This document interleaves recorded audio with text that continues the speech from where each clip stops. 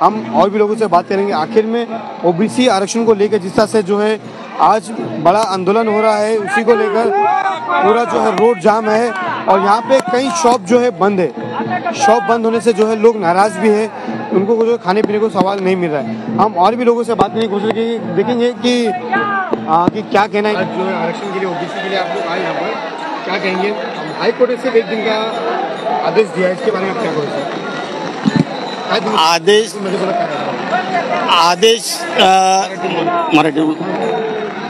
आदेश हा सरकारनं द्यायचा नसतो। आम्ही आरक्षणासाठी जवळजवळ 30 वर्षापासून आमचे बरेच लोक ह्याच्यासाठी सर्वांनी बलिदान दिले, सर्वांनी ह्याच्यासाठी आम्ही काम करतोय।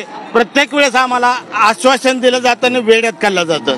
ह्याच्या पलीकडं तुम्हाला सुद्धा माहित आहे, सगळ्यांनाच माहित आहे की हे सरकार काहीच करू शकत नाही। ह्यांनी आमचा खेळ लावलेला आहे।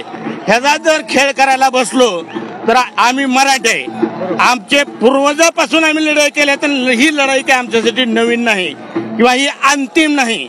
पण अंतच ह्यांचा करायचा म्हणला तर ह्यांनी हे ठरवून घ्यावं की उद्याचा जो दिवस आहे किंवा येणारा 1-2 दिवस काय आहे, आम्ही सामंजस्याने घेतोय, तर तुम्ही पण सामंजस्याने घेऊन हा लढाईचा अंत करावा। आम्ही आता वाट पाहू शकत नाही।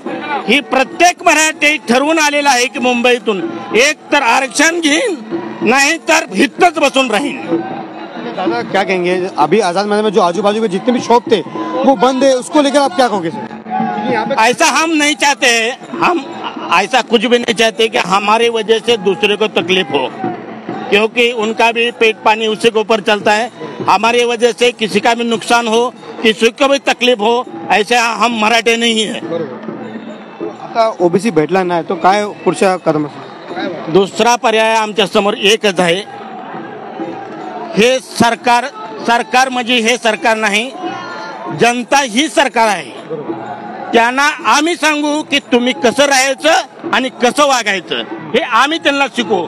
आजपर्यंत आम्ही त्यांचं ऐकत आलोय, इथून पुढे त्यांनी आमचं ऐकायचं। सरकार आम्ही आहे मराठी 96 कोळी मराठी, त्यामुळं सरकारने आम्हाला सांगायचं नाही की आम्ही सरकार आहे ना आम्ही ही करू ती करू।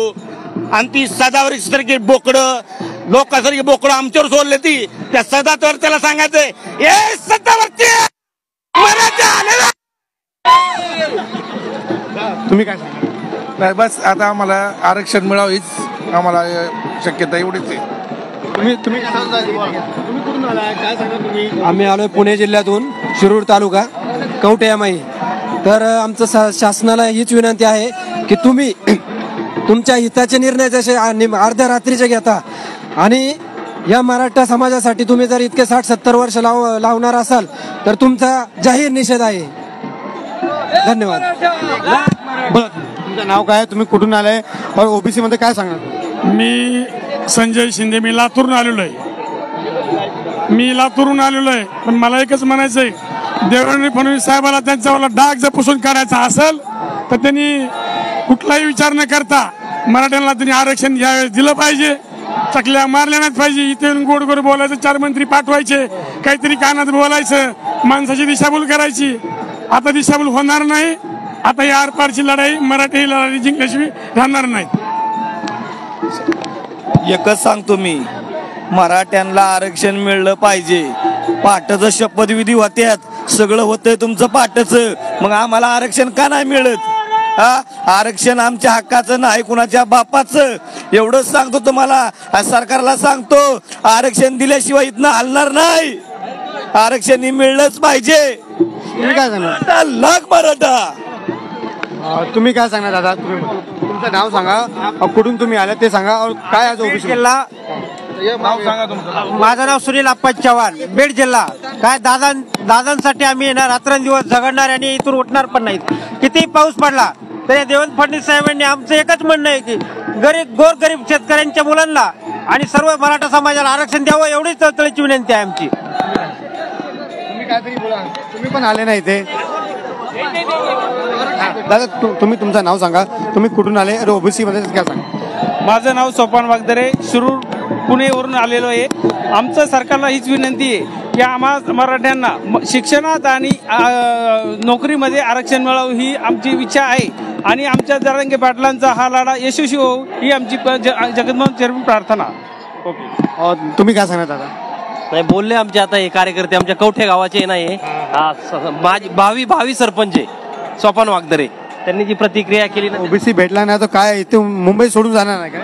नाही मुंबई सोडून जायचीच नाही. 8 दिवस लागू 1 महिना लागू मुंबई सोडून जायचंच नाही. आरक्षण भेटल्याशिवाय इथून आम्ही जाणार नाही. दादा हायकोर्टने एकच दिवसाचं दिलेलं आहे आदेश, काय सांगणार तुम्ही? जरी 1 दिवसाचं दिलं असेल तरी आम्ही आंदोलन करते आरक्षण घेतल्याशिवाय मागे जाणार नाही असं आमचं नियोजन आहे. सरकारने 1 दिवसाचं दिलं पण आता मनोज दादा जरांगेचं म्हणणं काय, जोपर्यंत त्यांच्या मागण्या मान्य होत नाही तोपर्यंत उपोषण राहणार. बरं दादा तुमचं नाव सांगा, तुम्ही कुठून आले आणि ओबीसी मध्ये काय सांगणार तुम्ही? माझं नाव गणेश श्रीराम चव्हाण, मी नांदगावून आहे, तालुका अंबाजोगाई, जिल्हा बीड. माझ्या गावातून जवळपास आम्ही 50 व्यक्ती आलोत. आरक्षण घेणार तर ओबीसीतूनच. ओबीसीला धक्का लागत नाही, आमच्या गावात नोंदी सापडल्या नाहीत. परंतु जर आमच्या भागासाठी हैदराबाद गॅझेट जर लागू केलं तर संपूर्ण माझ्या भागातील मराठा समाज हा आरक्षणात जाणार आहे. ही आमची प्रामुख्याने मागणी आहे आणि ही मागणी मान्य सरकारने केलीच पाहिजे. धन्यवाद. दादा तुम्ही काय सांगणार, तुम्ही कुठून आलाय, काय ओबीसी मध्ये तुम्ही सांगणार? रामकृष्ण हरी. सगळ्या सकल मराठा बांधवांना माझी एक कळकळीची विनंती आहे. आरक्षण घेण्यासाठी खूप वेळा आपण या ठिकाणी किंवा महाराष्ट्रभर आपण आंदोलनं केली, पण ही शेवटची संधी आहे. मराठा बांधवांना विनंती आहे, जरी आपण आरक्षित असलो तरी आपल्या घरी असणारा सुरक्षित मराठा आणि इथं आलेला मराठा यांनी कळकळीची पाटलांची एक विनंती आहे, ती म्हणजे की आरक्षण घेतल्याशिवाय इथून मुंबई सोडायची नाही. एक मराठा लाख मराठा.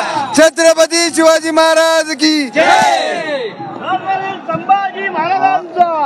आपने किस तरह से जो है लोगों में आक्रोश है कि ओबीसी को लेकर सिर्फ आरक्षण चाहिए और कुछ नहीं. अगर आरक्षण नहीं मिला तो ये जो आंदोलन है लगातार चलता रहेगा. अब आने वाले वक्त में देखना है कि 5 बजे किस तरह का फैसला मिलता है. ऐसे ही तमाम अपडेट हमारे साथ बन रहे हैं. हम फेसबुक पे आपको लाइव दिखाएंगे हर चीज़ के बारे में. फिलहाल ये पूरी तस्वीर थी आज़ाद मैदान की, जहाँ पर सारे लोग जो है भीग कर जो है फिर भी जो है एक ही मांग कर रहे हैं यहाँ पर. माझं नाव योगेश दिलीपराव वैद्य.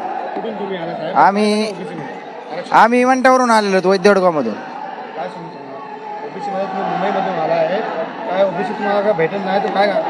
आम्हाला 100% आरक्षण भेटलं. आरक्षण भेटल्याशिवाय आम्ही जाणार नाही तिथून. पाटला सोबत आहेत आम्ही. किती लोक आले तुमचे? आम्ही 800 जण आलेलो गावात.